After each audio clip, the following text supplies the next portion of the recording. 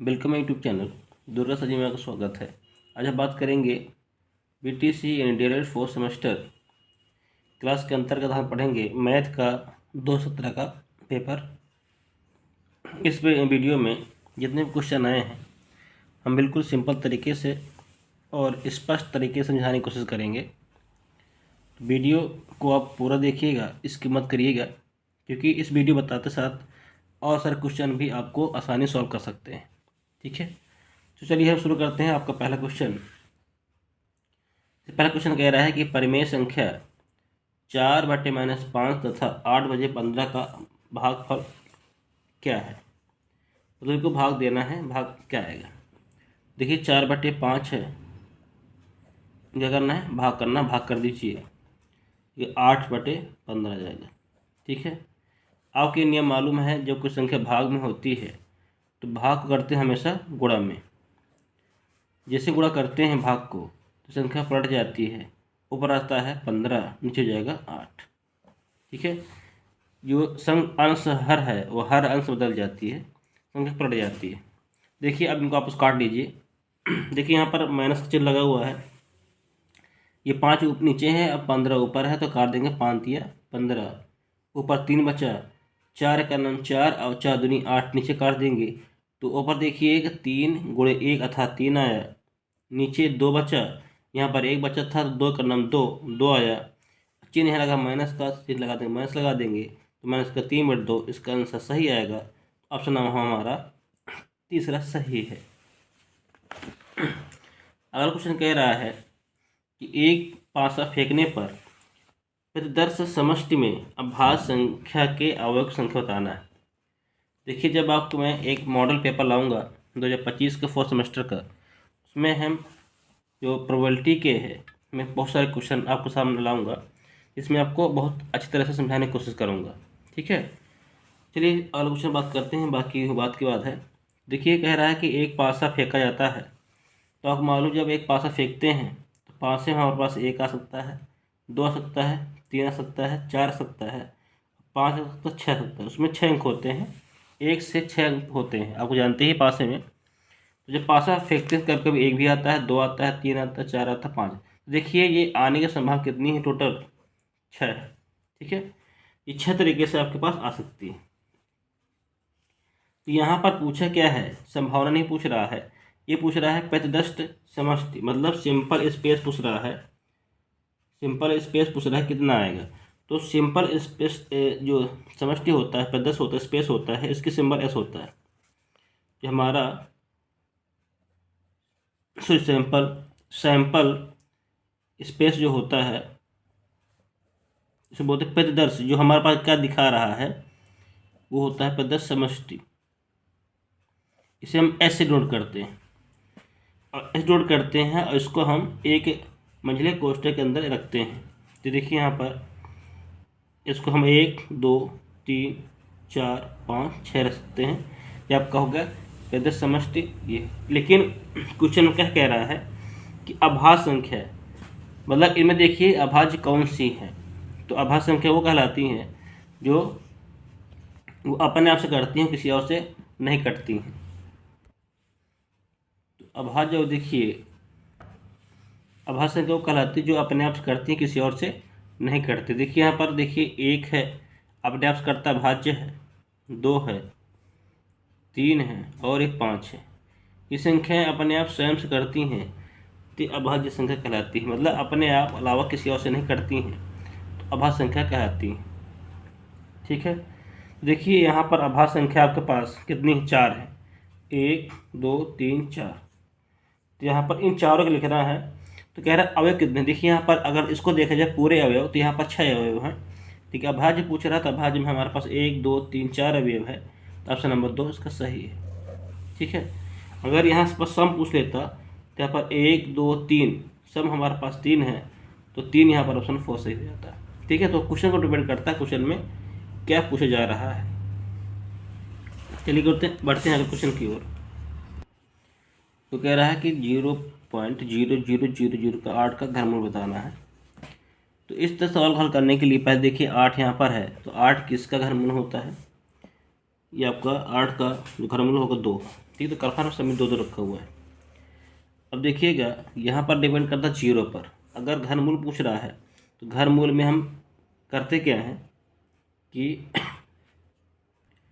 इसको आप कुछ इस तरह हल कर सकते हैं कि 8 है, इसका दशमलव तोड़ लीजिए, जहाँ पर दशमलव लगा होता है वहाँ पर 1 रख दीजिए। दशमलव बाद जितने अंक होते हैं उतने जीरो लगा लीजिए, 1 2 3 4 5 6। अगर 6 अंक है तो आपके पास 6 जीरो लगेंगे, तो 2 3 4 5 6। ठीक है, तो आप इसका गुणनफल कर लीजिए। तो 8 लिख सकते हैं 2 गुणे 2 गुणे 2। इसको लिख सकते हैं 100 गुणे 100 गुणे 100, क्योंकि यहाँ देखिए 1 2 3 4 5 6 जीरो है, तो 100 के हमने 3 आपको बनाने पड़े, क्योंकि घनमूल में आपको 3 जोड़े में 1 बाहर करना पड़ता है। जैसे आप घनमूल निकालेंगे तो इसका तो 8 का घनमूल जब निकालेंगे यहाँ पर 2 आ जाएगा, और जब हम इसका निकालेंगे तो यहाँ पर 100 आ जाएगा।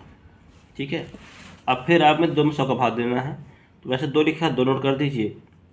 अब नोट करिए दशमलव जो जीरो है, कितने जीरो हैं, 2 जीरो हैं, अर्थात 2 अंक के पहले आपको दशमलव लगा देना है। तो 1 अंक ये रखा है, दूसरा यहाँ पर यह हो जाएगा, दशमलव लगा दीजिए, यहाँ पर जीरो लगा दीजिए। ये आपका सही आंसर हो जाएगा, ऑप्शन नंबर 2 सही है। अब ऐसे भी कर सकते हैं, ये तो आप बड़ा बड़ा याद कर लीजिए। यहाँ पर 8 का घनमूल आपको 2 होता है, तो ऑप्शन ले लीजिए, ऑप्शन ले लीजिए। जैसे यहाँ पर 3 अंक हैं, 1 2 3 अंक। अब 3 अंक को अगर 3 बार गुणा करेंगे तो कितने अंक आ जाएगा, 9 अंक आ जाएगा, तो होगा ही नहीं। यहाँ पर कितने अंक हैं, 1 2 अंक है। अब 2 अंक को अगर 3 बार गुणा करेंगे तो यहाँ पर 6 अंक आ जाएगा, तो यहाँ पर ऑप्शन नंबर 2 सही जाता है। यहाँ देखेंगे तो 1 2 3 4 4 अंक है, और 4 अंक को गुणा अगर 3 बार करेंगे तो 12 आ जाएगा। यहाँ देखिए दशमलव के बाद 1 अंक है, अगर 3 बार गुणा करेंगे इसका तो 3 अंक ही आएगा, तो ऑप्शन नंबर 2 ही फिट बैठ रहा है। ये तीसरा नंबर 2 सही है। अगला कह रहा है कि 37/cos60 का मान बताना है। तो देखिए 37 का मान होता है क्या, 1/2, और cos60 का मान भी आपका 1/2। तो 1/2 1/2 आप कट जाएंगे, इसका मान 1 आ जाएगा, ऑप्शन नंबर 1 सही है। क्वेश्चन नंबर 5 कह रहा है कि 5x बराबर y है और 2x + y बराबर 7 के हल है, y का मान क्या होगा। ठीक है, तो इसको सॉल्व करते हैं। तो देखिए ये x y की वैल्यू है, यहाँ उठा के यहाँ रख देते हैं। ठीक है, यह रखा है 2x + y बराबर हमारे पास 7 दिया है, तो 2x प्लस यहाँ y का मान हमारे 5x है, तो 5x बराबर 7 हो जाएगा। इनको जोड़ेंगे तो जाएगा 5 2 7x बराबर 7 आ जाएगा। यह बस कट जाएगा, 7 का 9 7, अर्थात x बराबर हमारे पास 1 आ जाएगा। ठीक है, तो हमारे पास अभी x की वैल्यू निकली है। अभी x की वैल्यू आप यहाँ रख दीजिए इस वाले में, तो 5 गुणे x का मान यहाँ पर 1 दिया है, बराबर दिया है y।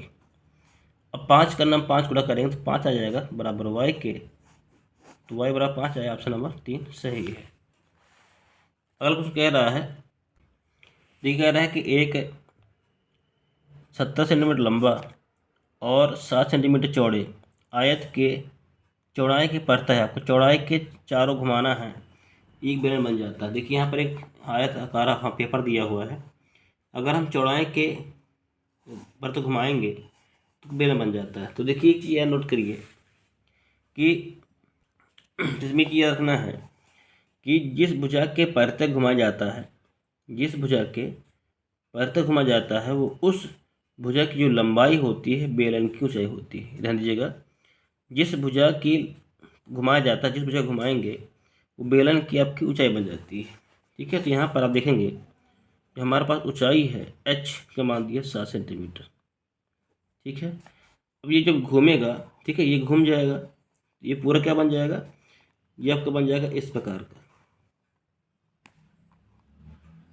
ठीक, देखिए ये लंबाई तो आपके पास रहेगी ही, ये पूरी इतनी लंबी है, ये पूरा क्या गोला बन जाएगा ये। ठीक है, जो इतनी लंबाई है जैसे मोड़ देंगे तो मुड़ने के बाद ये पूरा गोल गोल बन जाएगा। ठीक है, तो ये गोल गोल क्या होता क्या है, ये आपकी क्या होती है, परिधि। ठीक है, तो ये जो लंबाई चौड़ाई दी हुई है सेंटीमीटर लंबा, जो लंबाई दी हुई है वो क्या बन जाएगी, एक परिधि बन जाएगी। तो यह लिखेंगे आयत की लंबाई बराबर बेलन की परिधि बराबर दी है 70 सेंटीमीटर, ये आपके पास दिया हुआ। परिधि हमारे पास होती है 2πr होती है, 17 सेंटीमीटर की।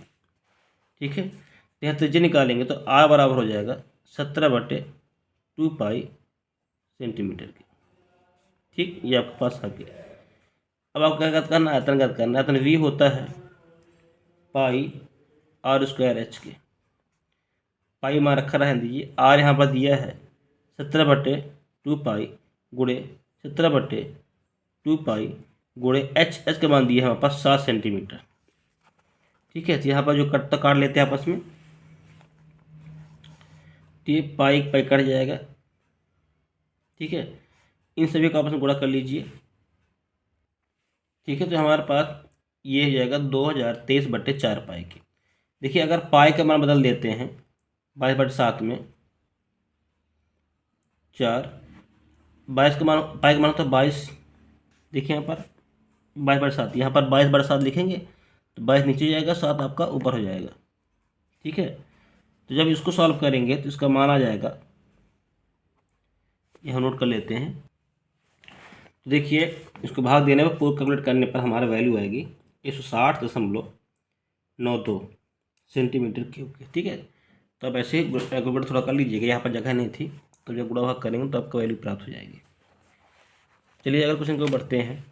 कह रहा है कि एक बाग में आम के 2304 पेड़ हैं, प्रत्येक पंक्ति में उतने ही पेड़ हैं जितने की बाग में पंक्तियाँ। देखिए, पंक्ति बराबर बाग, जो जितने पेड़ उतनी पंक्तियाँ हैं। कह रहा है पंक्तियों की संख्या बताना, संख्या क्या होगी। ठीक है, जैसे देखो, अगर इस तरह सवाल आता है, ठीक है, तो हम कैसे करें, कैसे देखिए इस क्वेश्चन को कैसे हल करेंगे। एक बाग में आम के 2304 पेड़ हैं, प्रत्येक पंक्ति में उतने ही पेड़ हैं जितने की बाग में पंक्तियां हैं। देखिए, कभी भी अगर सवाल ऐसा आता है कि उतने ही पेड़ हैं, उतने में उतने पंक्तियां हैं, उतने कतारें हैं, उतने कतार में जवान खड़े हैं, तो इस टाइप के सवाल अगर आ रहे हैं तो कुछ करना नहीं है, सीधे जो संख्या दी है इसका आपको वर्गमूल निकाल लेना है। निकालते क्यों, जैसे कि देखिए एक कोई पंक्ति, देखिए आपने एक वर्ग में पढ़ा होगा, एक लंबाई होती है, एक चौड़ाई होती है। अगर आप गुणा कर दें, ठीक है, तो वैल्यू निकल आती है। अगर एक्स की ये इतनी पंक्ति में एक्स बनी है और यहाँ पर भी इतने पेड़ एक्स लगे हैं, ठीक है, तो इनको गुणा करें, क्या निकल आएगा हमारे पास, एक्स स्क्वायर आ जाएगा। जो स्क्वायर करते हैं वो क्या होता है कि वर्ग की संख्या होती है। जैसे कि यहाँ पर बच्चे 5 हैं, यहाँ पर बच्चे 5 हैं। अब बताइए कि टोटल बच्चे यहाँ कितने होंगे। ठीक है, तो अब हम गुणा कर लेंगे, कितना जाएगा, 25 का स्क्वायर। तो इसी तरह यहाँ पर भी है। ठीक है, तो कुछ करना नहीं आपको। अगर का सवाल अगर ऐसा दिया होता है तो समझ जाइए कि ये हमारे एक वर्गमूल का सवाल है। जो भी पूछे कि अगर पंक्ति संख्या पूछ रहा है तो साफ साफ लिखना है कि बाग में पंक्ति की संख्या बराबर अंडर रूट लगाना है और 23/04 लिख देना बस। तो अब इसका जो वर्गमूल निकालेंगे तो आपको फैक्टर करना पड़ेगा 23/04 का। जब इसका गुणनखंड करेंगे तो हम कुछ इस प्रकार प्राप्त होगा। देखेंगे अंडर रूट 23/04 का अंडर रूट निकालेंगे तो गुणनखंड आपके 2 1 2 3 4 5 6 7 8 मिलते 2 और 3 मिलते 2। इसका वर्गमूल निकालेंगे तो कुछ हमको इस प्रकार प्राप्त होगा। इन सभी का आप हम गुणा कर लेंगे तो हमको आएगा 48। यही इसका आंसर है। तो कभी सवाल अगर आपको ऐसे मिल रहा है तो आपको सवाल को ऐसे हल करना है कि आपको वर्गमूल निकाल लेना है। वर्गमूल निकालने पर गुणनखंड करिए, जो वैल्यू आया क्या वही आपका आंसर आ जाता है। अगला क्वेश्चन कह रहा है कि tan 45 minus cot 30 plus 2 cot 30 minus sin 90 का मान बताना है। देखिए, आपको वैल्यू नोट करना है, जैसे सवाल नोट है आपको वैसे पर नोट कर लेना है। जैसे हमारा सवाल दिया हमने वैसे नोट कर लेते हैं 90।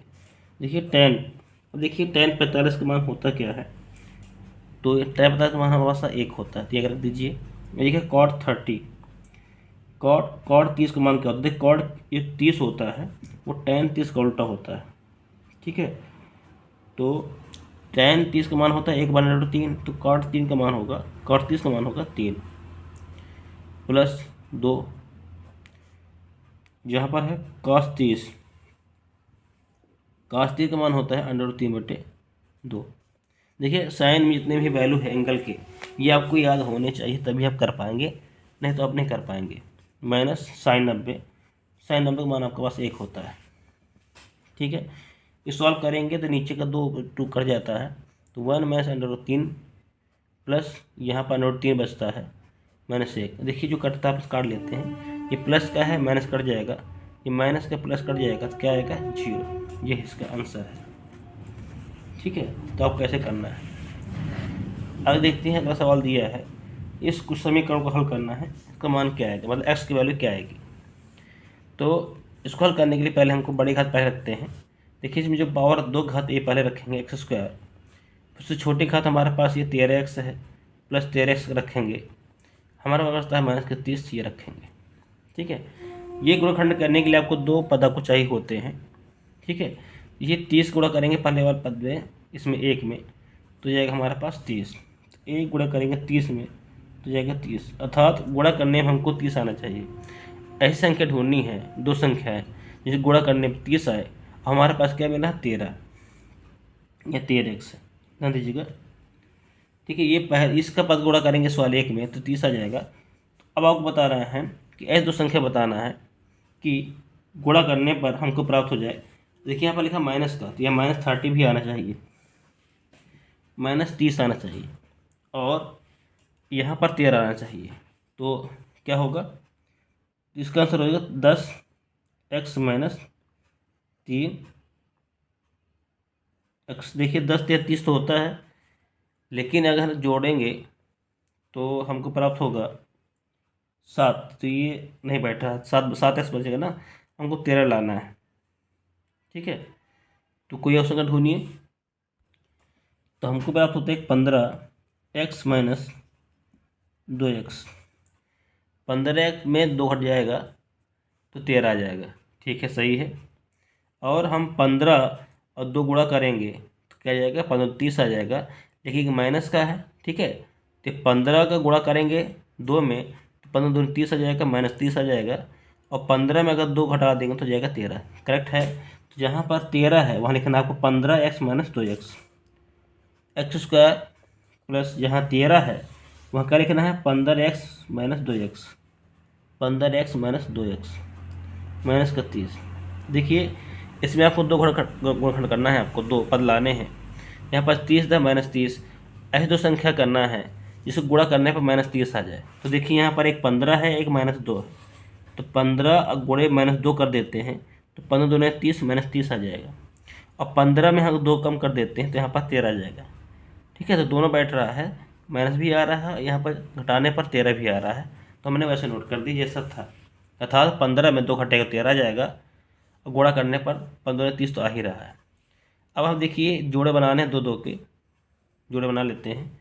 अब देखिए इसमें कॉमन क्या है, यहाँ पर x कॉमन है, यहाँ भी x कॉमन है, बाहर निकाल लेते हैं। यहाँ पर हमारे पास एक x बचेगा और प्लस 15 बचेगा।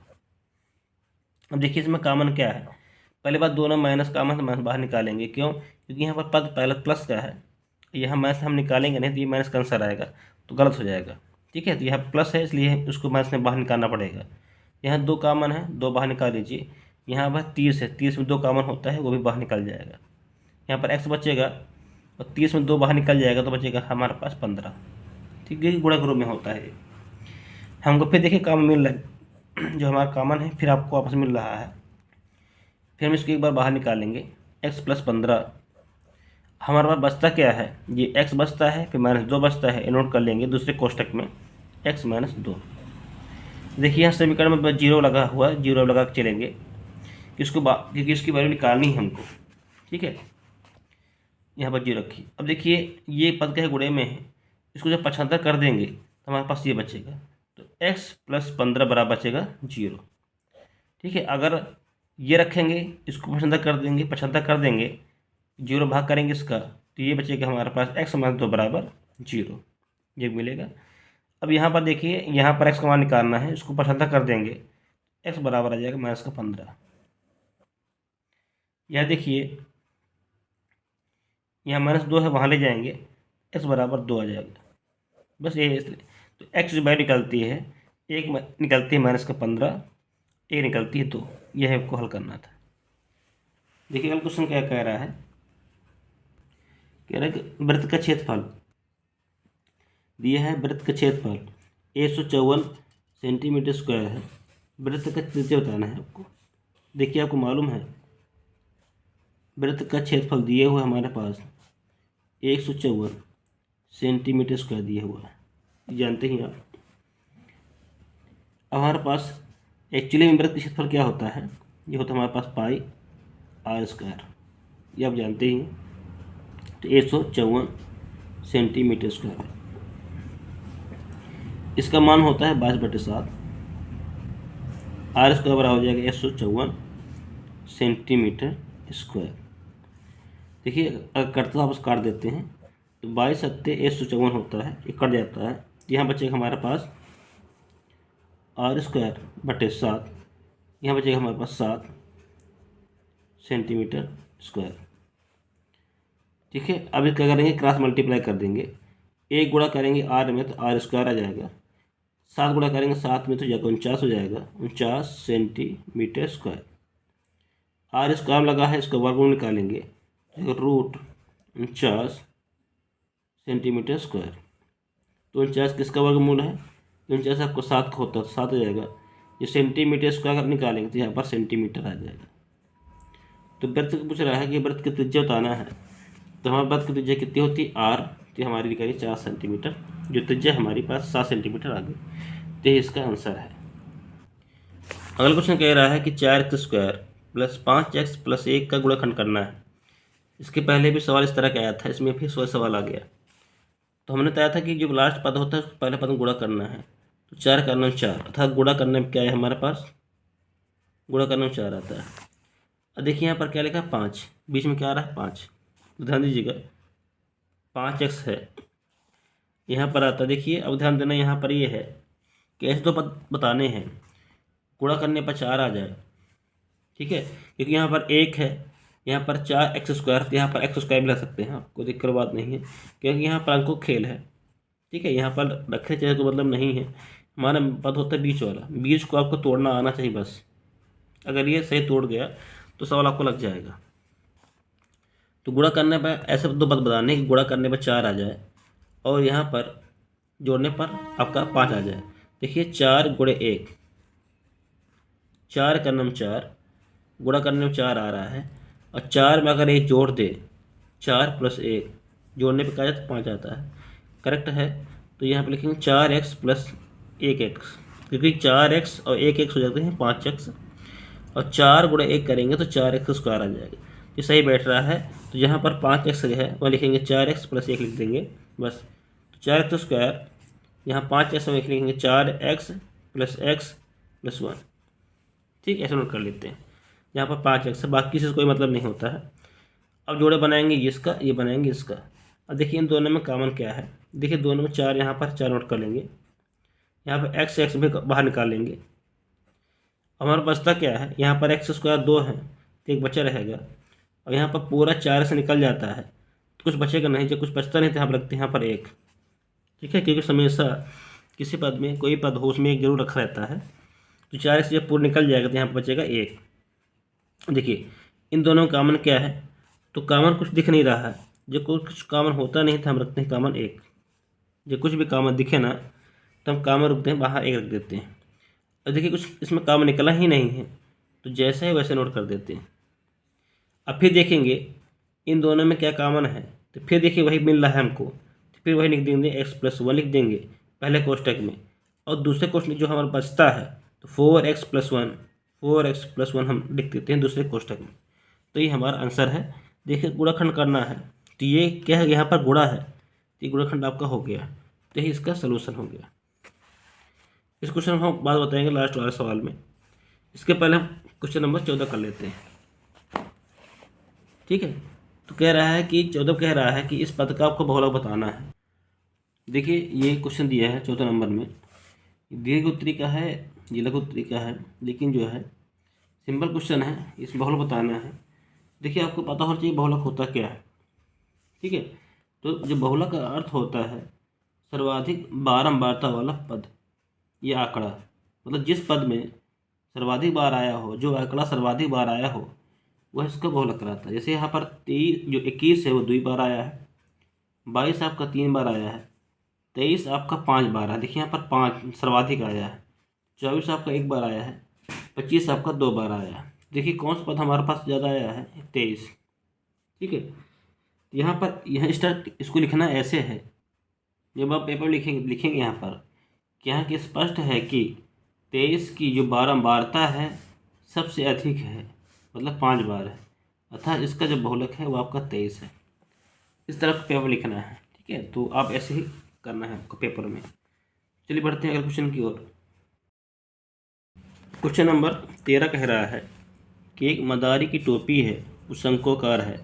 यदि उसमें 840 सेंटीमीटर स्क्वायर कपड़ा लगा है तथा उसके गोल सिरे का परिमाप जो है 56 सेंटीमीटर हो, तो टोपी की तिरछी ऊंचाई बतानी है। देखिए पहले टोपी होती है, वो आपकी टोपी आप कैसी होती है। ठीक है, जो कोई टोपियाँ जो होती है वह कुछ आप किस प्रकार होती है। कह रहा है कि यदि उसमें 540 सेंटीमीटर उसका कपड़ा लगा। देखिए जब आप कपड़ा लगाते हैं इस टोपी के ऊपर, तो हम यहाँ पर लगाते हैं, ऊपर खोल लगाते हैं। ठीक है, देखिए ये शंक्वाकार होता है। शंकु जो होता है इसकी टोपी होती है गोलाकार होती है, मतलब वक्र होती है। ठीक है, जब वक्र पर कोई कपड़ा लगाते हैं तो हो जाता है वक्र पृष्ठ।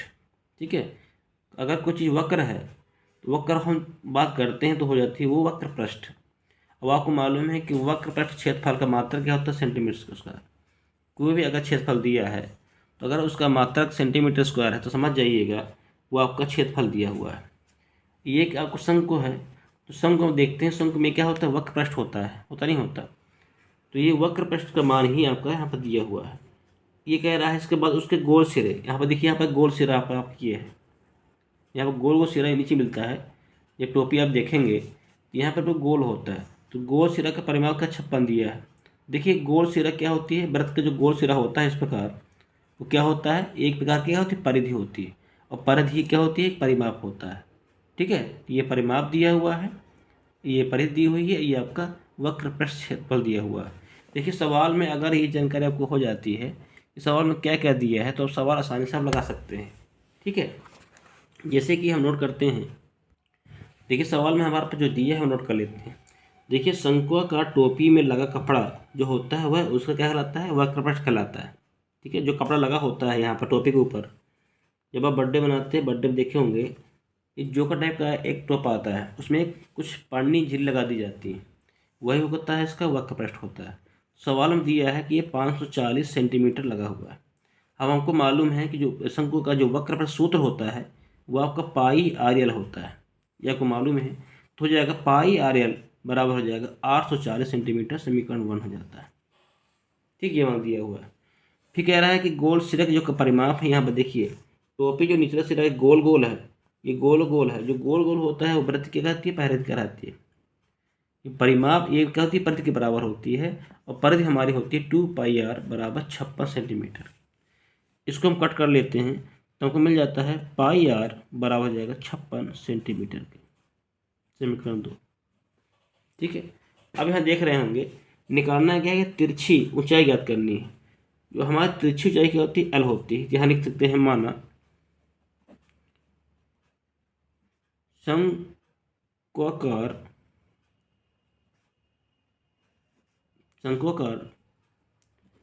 टोपी की तिरछी ऊंचाई आपकी एल है। ठीक है, तो देखिए आपको एल की वैल्यू निकालनी है। तो अब देखिए कि समीकरण 2 बना है, ये पाई आर और पाई आर, देखिए यहाँ पर इस वैल्यू उठा के यहाँ रख देना बस। ठीक है, तो लिखेंगे समीकरण 1 में 2 का मान रखने पर। ठीक है, ध्यान दीजिए यहाँ पर पाई आर है, यहाँ पाई आर है, तो ये पाई आर है, वहाँ रखेंगे क्या 56, देंगे 56 सेंटीमीटर। बगल में दिया एल, गुणे एल बराबर जाएगा 840 सेंटीमीटर स्क्वायर। ठीक है, इसको काटिए तो 1 सेंटीमीटर यहाँ से सेंटीमीटर कट जाएगा, 1 सेंटीमीटर यहाँ बचेगा। इस 56 का भाग यहाँ कर दीजिए, फिर यहाँ पर हमने काटा था ना, देखिए 2 का हम कट करते हैं यहाँ पर, इसकी वैल्यू हमारे पास क्या प्राप्त होती है, 2 दूनी 4, नोट कर लीजिए 2 दूनी 4 और 2 8 16 सेंटीमीटर। ये थोड़ा वैल्यू थोड़ा मिस्टेक हो गई है, ये नोट कर लीजिए। यहाँ पर आ गया 28, यहाँ पर आता है 28, जो पाई आर का मान आता है वो 28 है। तो 28 गुणा करेंगे, उसको काटेंगे तो क्या आ जाएगा, 3 बार में आ जाएगा। तो 3 ये 0 30 हो जाएगा। तो एल की जो वैल्यू आ जाएगी 30, 1 सेंटीमीटर यहाँ बचता है तो 1 सेंटीमीटर बचेगी। तो तिरछी ऊंचाई है वो आपकी आ जाएगी 30 सेंटीमीटर। यही आपका मान है। ठीक है, तो आपको ऐसे करना है। तो आपको ये समझ में आ गया होगा। ठीक है, तो बढ़ते हैं अगले क्वेश्चन की ओर। अगला क्वेश्चन कह रहा है कि एक भिन्न ज्ञात करना है आपको, जिसके अंश में यदि 1 हटा दिया जाए तो उसका मान 2/3 हो जाता है, और यदि उसके हर में 4 जोड़ दिया जाए तो उसका मान 1/2 हो जाता है। ठीक है, तो यहाँ पर लिखेंगे माना भिन्न बराबर x/y है। ठीक है, अब लिखेंगे पहली शर्त अनुसार। ठीक है, पहली शर्त अनुसार क्या कह रहा है कि अगर अंश अंश में 1 घटाना है, तो अगर अंश में 1 घटा दिया जाए और वाई में कुछ करना नहीं है तो वाई को वैसे नोट कर देना है आपको। ठीक है, अंश खाली कह रहा है तो अंश में 1 घटाना है, जब हटा देते हैं तो हमको मिलता है 2/3। ठीक है, इसको थोड़ा सही कर लीजिए। क्रॉस मल्टीप्लाई करेंगे तो 3 गुणा इसमें करेंगे दोनों में, तो 3 गुणा करेंगे एक्स में 3x आ जाएगा, और 3 गुणा करेंगे 1 में तो -3 आ जाएगा, बराबर y गुणा करेंगे 2 में 2y आ जाएगा। ये हमको समीकरण 1 प्राप्त हो जाता है। ठीक है, अब सेकंड शर्त के अनुसार यदि उसके हर में 4 जोड़ दिया जाए, ये कह रहा है कि अगर हर में जो हर दिया है उसमें क्या कर 4 जोड़ना है आपको, तो अंश में कुछ करना नहीं है, तो हर में आपको क्या करना है 4 जोड़ देना है। 4 हमने जोड़ दिया तो हम क्या मिलता है वो 1/2 मिल जाता है। ठीक है, तो सेम वैसे ही करना है। आप क्रॉस मल्टीप्लाई करेंगे, तीसरा गुणा करेंगे, इस गुणा इसमें कर देंगे, इस गुणा से आपको इसमें कर देंगे। 2 गुणा करेंगे x में तो आपको 2x आ जाएगा। अब 1 गुणा करेंगे इस पूरे में तो वही आपको प्राप्त होता है, क्योंकि 1 का मान कुछ होता ही नहीं है। समीकरण 2 प्राप्त हो जाता है। ठीक है, अब देखिए इसकी वैल्यू पुटअप करनी, हल करना, तो कैसे हल करेंगे। तो ये y है, इस 4 को 75 कर दो तो 2x - 4 आ जाएगा बराबर y के। होगा नहीं होगा, अर्थात जो y का मान है वो समीकरण 1 में रखने पर, तो लिखेंगे यहाँ पर y का मान समीकरण 1 में रखने पर। ठीक है, तो जहाँ पर y है वहाँ को रखना है 2x - 4। तो यहाँ पर नोट कर लीजिए, समीकरण उठा लीजिए। तो 3x - 3 बराबर 2। यहाँ पर y हमारे पास 2x - 4 है। ठीक है, तो 3x - 3 बराबर 2 गुणा अंदर गुणा कर 2 है, उसको अंदर गुणा कर देंगे तो 2 दूनी 4x आ जाएगा, और 2 गुणा करेंगे 4 में तो 2 चौको 8 आ जाएगा। ठीक है, तो x एक तरफ हो जाएगा और अंक एक तरफ कर लेंगे। ठीक है, तो यहाँ पर आ जाएगा 3x - 4x बराबर, इसको 75 कर देंगे तो -8, ये माइनस का है, यहाँ प्लस हो जाएगा प्लस का 3। तो 3 में 4 चले जाएंगे तो माइनस का आपका x बचेगा, और 8 में 3 कम कर देंगे तो बचेगा 5, क्योंकि माइनस का 8 बड़ा है तो चिन्ह माइनस में आएगा, ये घट जाएगा तो x बराबर आ जाएगा 5। ठीक है, अब x का मान समीकरण 2 में रखने पर। ठीक है, यहाँ पर जो x का मान है समीकरण कहाँ रखना है 2 पर, x का मान जहाँ पर है। ठीक है, देखेंगे 2 गुणे x का मान हमारे पास क्या निकला है, यहाँ पर देखिए 5 रख दीजिए बराबर y + 4 गुणा कर देंगे तो 5 × 10 आ जाएगा बराबर y + 4 के। 4 या 75 कर देंगे तो 10x - 4 बराबर y के, अर्थात y बराबर आपका 6 आ जाएगा। तो हमारी भिन्न क्या निकली, भिन्न बराबर होती है x/y, हमारे पास दिया हुआ है x हमारे पास निकला है 5, y बराबर निकला हमारे पास 6, आंसर आ गया 5/6। ये इसका आंसर है। इस सवालों को कैसे करना है, इन सवालों में होता है क्या है, जैसे सवाल आपको कह रहा है आपको ऐसे करना है। बाकी आपको कैलकुलेशन आपको आना चाहिए। अगर आपको कैलकुलेशन अगर आता है तो अभी आसानी से आप कर लेंगे। इस वीडियो को आप दोबारा देखिएगा तो ये आपको क्लियर हो जाएगा। देखिए, मैं एक मॉडल पेपर लाऊंगा, इसमें इस तरह के कई सारे क्वेश्चन लेकर आऊँगा जिससे आपको बात तो क्लियर हो जाएगी। ठीक है, तो मेरे मॉडल पेपर का आप इंतजार करिएगा। तो बढ़ते हैं अगले क्वेश्चन की ओर। क्वेश्चन नंबर 16 है, कह रहे हैं पांच चित्र में एक वृत्त के अंतर्गत एक चक्र चतुर्भुज ए बी सी डी है। देखिए, ए बी सी डी चक्र चतुर्भुज है, विकर्ण आपका ए सी और बी डी है। तो कह रहा है ए सी बी, इसका मान दिया है बी ए सी का मान दिया ये, और ए सी बी का मान दिया 52। तो आपको ए डी बी का मान बताना है, ए डी सी ए इसका मान बताना है आपको पूरे का क्या होगा। ठीक है, तो चलिए हम करते क्वेश्चन। पहले यहाँ थोड़ा समझने की कोशिश करते हैं कि चक्र चतुर्भुज होता क्या है। कि ऐसे चतुर्भुज जिसके सभी कोण वृत्त की परिधि पर बने होते हैं वो आपका चक्र चतुर्भुज होता है। और चक्र चतुर्भुज के जो सम्मुख कोणों का योग होता है वो आपका एसोसिएंस होता है, ये आपको मालूम होना चाहिए। अगर आप इनको मिला देते तो एसोसिएंस मान आएगा, अगर इस पूरे और इस पूरे को मिला देते तो भी इसका मान एसोसिएंस आएगा। ठीक है, देखिए हम करना क्या है, पहले हम क्या करते हैं, त्रिभुज लेते हैं ये पर ए, लेते सी ए बी पर, त्रिभुज सी ए बी से ये में। देखिए बाकी सब छोड़ दीजिए, इतना क्या है ये सब छोड़ दीजिए आप आपस में। देखिए इतना बात देखना आपको, ये देखना है, ये क्या है, एक त्रिभुज है।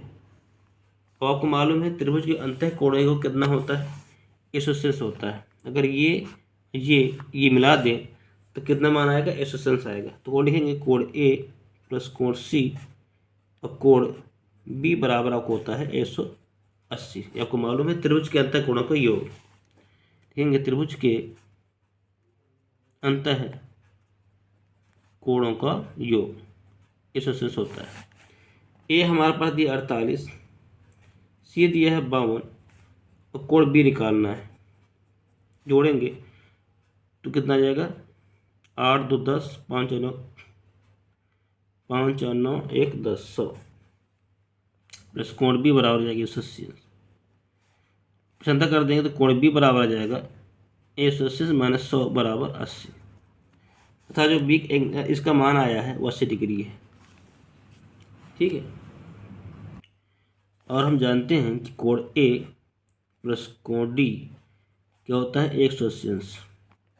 क्या लिखेंगे, हम जानते हैं कि चक्र चतुर्भुज के सम्मुख कोणों का योग होता है वो आपका 180 होता है। एक संपूर्ण बराबर होता है, मतलब इनको अगर जोड़ दिया जाए तो वैल्यू होती है 180 हो जाती है। तो देखिए सॉरी, ये है, उनका जोड़ कर दिए, हमको ये लेना था डी और बी लेना था। यहाँ पर डी तो ले लिया है, ये बी था, सॉरी बी और डी लेना था। तो कोण बी का मान आपका 80 आया है और कोण डी का मान 180। पसंद कर देंगे तो कोण डी बराबर आ जाएगा 180 माइनस 80 बराबर 100, अर्थात जो कोण डी है अर्थात कोण ए डी सी है वो आपका 100 अंश आता है। ठीक है, तो इसको एक त्रिभुज सहारे आप ऐसा हल कर सकते हैं। देखिए इसको लगाने का एक और तरीका होता है। एक आपने पढ़ा होगा अगर याद हो कि एक ही जीव में बने कोण आपस बराबर होते हैं। एक ही जीव बने कोण आपस में क्या होते हैं, बराबर होते हैं। ये है, तो अगर ये कोण इतना है उतना कोण ये होगा कि नहीं होगा, होगा, क्योंकि एक ही जीव बने कोण आपस में बराबर होते हैं, अर्थात वृत्त के एक खंड में बने कोण आपस बराबर होते हैं। तो ये एक वृत्त खंड है कि नहीं, यहाँ पर एक कोण ये बन रहा है, एक कोण ये बन रहा है। अगर ये 52 का तो ये भी क्या होगा, 52 होगा नहीं होगा, होगा। ठीक है, मतलब इस कोण का आधा कोण हमको मालूम चल गया।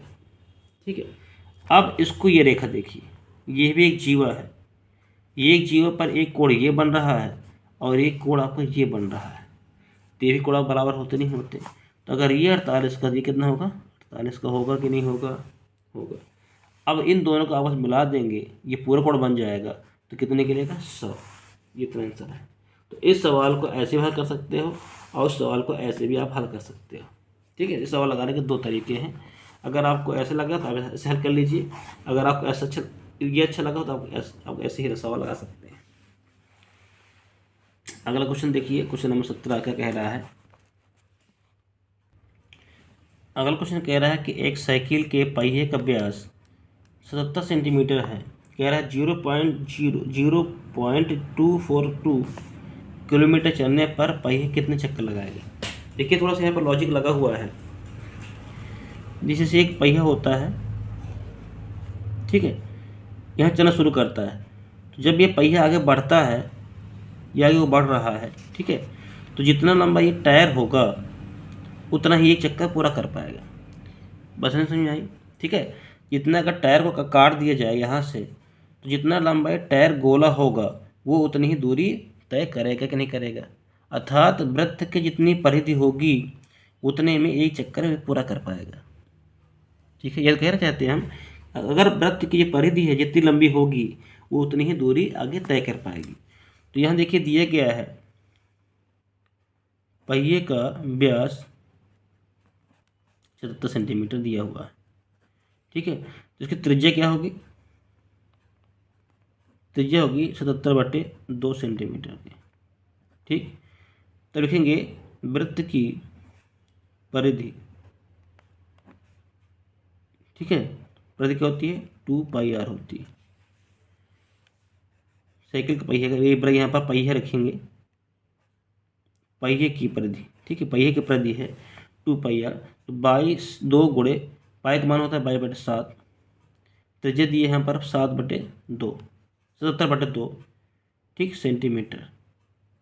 ये कट आउट करेंगे, 7 का पहाड़ा पड़ेंगे 77 में तो 11 आ जाएगा, 2 कट जाएंगे, 11 गुणा करेंगे 22 में तो 11 दूनी 22, 11 दूनी 22, 2 24 सेंटीमीटर, ठीक है।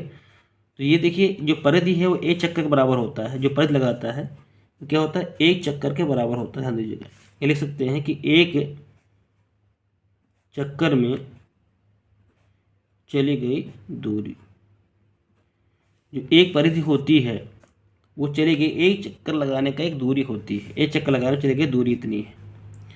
कह रहा है कि अगर कह रहा है इतनी जा रहा है, मतलब ये 0.242 किलोमीटर चलने पर, ये आपका कह दिया सेंटीमीटर पर, ठीक है। कुल दूरी कितनी है आपके पास, कुल दूरी दिया है 0.242 किलोमीटर, लेकिन यहाँ पर क्या मात्रा दी है सेंटीमीटर में, तो किलोमीटर बदलिए सेंटीमीटर में। 0.242 1 किलोमीटर में होते हैं। देखिए आपको ये नोट आपको याद होना चाहिए कि 1 किलोमीटर में आपके पास होते हैं 1 2 3 4 5। देखिए आपको 1 किलोमीटर में आपके होते हैं 1,00,000 सेंटीमीटर होते हैं, तो आपको 1 2 3 4 5 जीरो गुणा करना है, 1 2 3 4 5 गुणा करना है, 30 सेंटीमीटर में आ जाएगा, ठीक है। जब गुणा करेंगे तो जाएगा 2 4 2 00 सेंटीमीटर। गुणा करना तो आपको आता ही है, ठीक है। जितने जीरो हो, जितने दशमलव होते हैं 1 2 3 दशमलव हैं, तो यहाँ पर 1 2 3 जीरो कट जाएंगे, तो हमारे पास 2 जीरो बचेंगे जो आपके पास है, ठीक है। अब लिखेंगे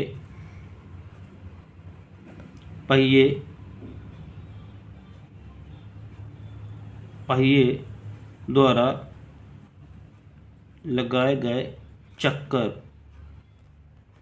तो जो चक्कर निकालते हैं तो कुल दूरी का, ठीक है, टोटल दूरी हमारे पास कितनी है 242 सेंटीमीटर बटे एक दूरी कितनी है हमारे पास ये चक्कर की 242 की सेंटीमीटर की। सेंटीमीटर कट जाएगा, 242 कट जाएंगे, हमारे पास बचेंगे 100, तो 100 चक्कर आपको आ जाएगा, ठीक है। तो पहिए द्वारा चले लगाए गए चक्कर की संख्या है वो 100 चक्कर यहाँ पर आ जाएगी।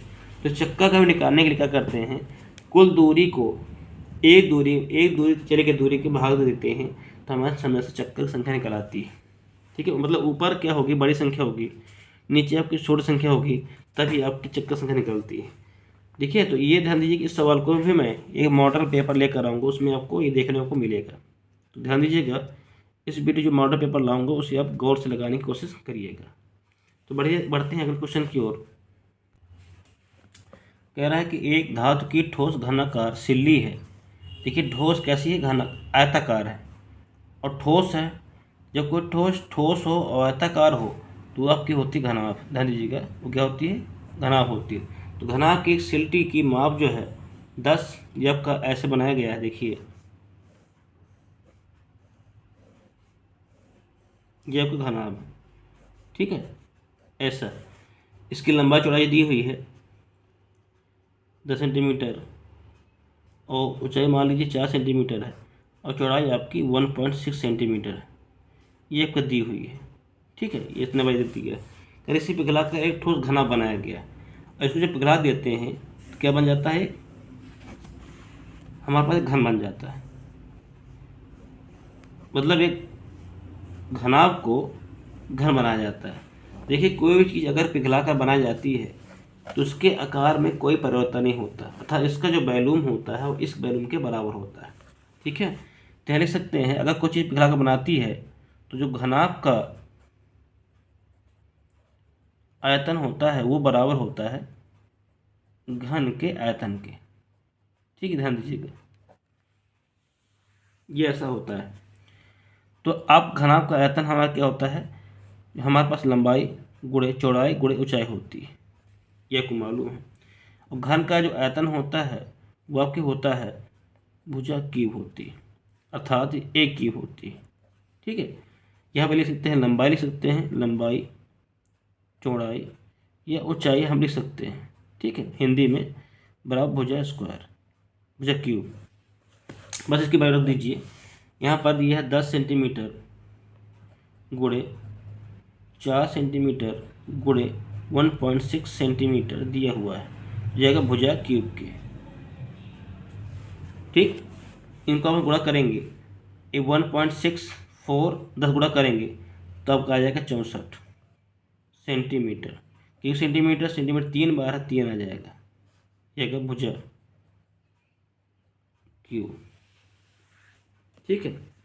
अब यहाँ पर क्यूब दिया है और 64 किसका घनमूल होता है, 4 का, 4 सेंटीमीटर क्यूब होल क्यूब हो जाएगा बराबर भुजा का होल क्यूब। ये होल क्यूब कट जाएंगे तो भुजा बराबर आ जाएगी हमको 4 सेंटीमीटर, यही आंसर है, ठीक है। तो ये भुजा किसकी, घन की, तो घन की जो नई सिल्ट बनी है, नई सिल्टी जो कैसी है, घनाकार है, कि भुजा बराबर 4 सेंटीमीटर, यह आपको निकालना था, ठीक है।